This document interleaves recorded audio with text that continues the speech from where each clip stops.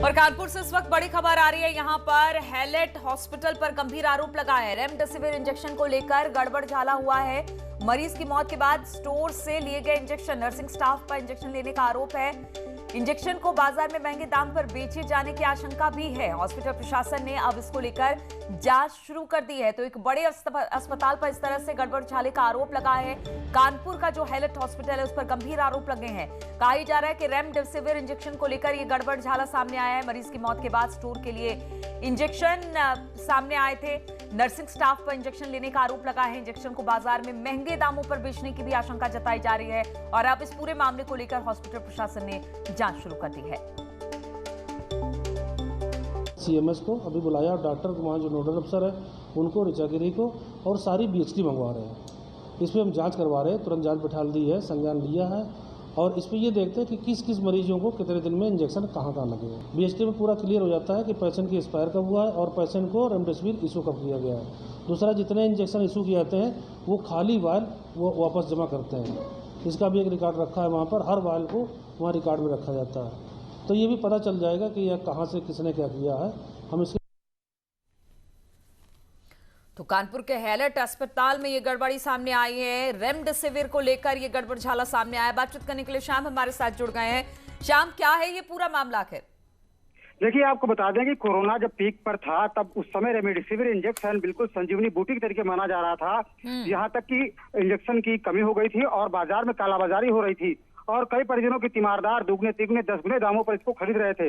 इसी दौरान ये मामला अब सामने आया है कि हैलेट अस्पताल में तमाम मरीज ऐसे थे जिनकी मौत के बाद भी उनके नाम से इंजेक्शन इश्यू कराए जाते रहे। जैसे एक पर्टिकुलर केस की बात की जाए तो एक महिला की मौत 22 तारीख को हो गई और 26 तारीख तक उसके नाम पर इंजेक्शन इश्यू कराए जाते रहे। ये इंजेक्शन कहाँ गए? आशंका जताई जा रही है कि इन इंजेक्शन की कालाबाजारी की गई और इन्हें जो स्थानीय जो हैलेट प्रशासन का स्टाफ है उसकी मदद से बाजार में बेचा गया। आपको बता दें कि एक प्रकरण भी इस तरीके का पिछले दिनों सामने आया था, जिसमें जो क्राइम ब्रांच है उसने हैलेट अस्पताल परिसर से हैलेट के एक कर्मचारी समेत 3 लोगों को गिरफ्तार किया था और रेमडेसिविर इंजेक्शन की कालाबाजारी किए जाने का मामला उसमें उजागर हुआ था। आपको बता दें, पूरा प्रकरण सामने आने के बाद मेडिकल कॉलेज के जो प्रिंसिपल हैं उन्होंने मामले में जांच बैठा दी है। उनका कहना यह है कि सभी जो मरीज हैं उनकी जो डिटेल है वो जमा करा ली गई। आप जिस व्यक्ति से बात बिल्कुल, तो शाम बता रहे थे कि किस तरह से ये पूरा मामला है। एक महिला की मौत के बाद ही ये पूरा मामला उजागर हुआ कि किस तरह से वहां का ही स्टाफ महंगे दामों पर जो रेमडेसिविर इंजेक्शन थे, जब कोरोना अपने पीक पर था, जरूरी थी तो अस्पताल से बाहर बेचा जाता था, वो भी महंगे दामों पर। अब इसको लेकर जो अस्पताल प्रशासन है वो जांच कर रहा है और जांच के बाद बहुत सारी बातें अब खुलकर इसमें सामने आ सकती है। तो हैलेट अस्पताल पर गंभीर आरोप, इंजेक्शन को बेचे जाने की आशंका के साथ ही अब इस पर जांच शुरू हो गई है। और जौनपुर के बदलापुर कोतवाली क्षेत्र में भटेहरा गांव में जमीन विवाद को लेकर 2 पक्षों में मारपीट हो गई। मारपीट का वीडियो सोशल मीडिया पर तेजी से वायरल हो रहा है। इस मारपीट में दोनों पक्ष से 8 लोग घायल भी हो गए, जिन्हें इलाज के लिए अस्पताल में भर्ती करा दिया गया। वहीं सूचना पर पहुंची पुलिस ने दोनों पक्षों की तहरीर पर केस दर्ज कर मामले की छानबीन में जुट गई है। तस्वीरें हम आपको दिखा रहे हैं किस तरह से कुछ विवाद को लेकर ये दोनों पक्ष आपस में भिड़ गए और फिर जबरदस्त मारपीट हुई।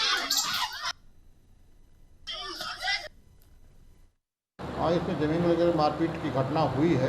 इसमें मुकदमा कायम कर लिया गया है और वैधानिक कार्रवाई की जा रही है।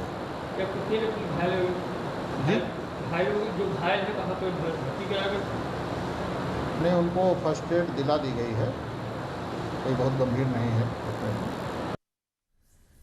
और आगरा के मलपुरा इलाके में बरौदा सदर गांव में प्रधान का तमंचा लिए हुए वीडियो अब वायरल हो रहा है। वीडियो में साफ दिख रहा है कि सदर कोआ गांव का प्रधान ओम सोलंकी लोगों से बात कर रहा है और फिर तमंचे को कमर में लगाए हुए है। वहीं वो तमंचे को लहरा भी रहा है तो कभी कमर में लगा रहा है। मौके पर मौजूद गांव के ही किसी ने वीडियो बनाकर सोशल मीडिया पर वायरल कर दिया और वीडियो वायरल होने के बाद पुलिस एक्शन में आई और आरोपी प्रधान को तमंचा सहित गिरफ्तार कर जेल भेज दिया गया है। प्रधान एक तमंचे को लेकर शोबाजी कर रहे थे, उनके हाथ में तमंचा था, फिर उसे अपने पैंट में रख रहे थे।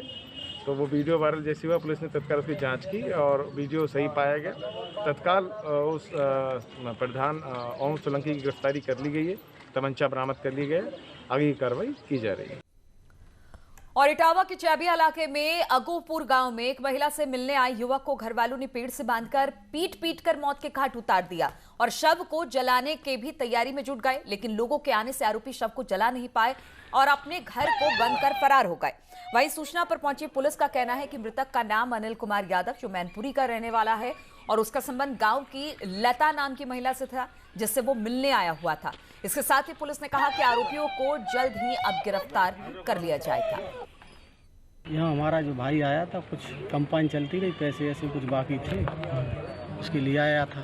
शाम को कुछ लेट होने के कारण वो यहीं रुक गया।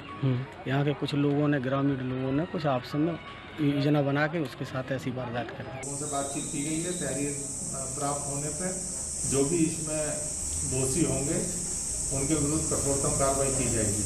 पुलिस ने कुछ लोगों को संदेह के आधार पर, पूछताछ के आधार पर हिरासत में लिया है और उनकी भूमिका की जांच की जा रही है।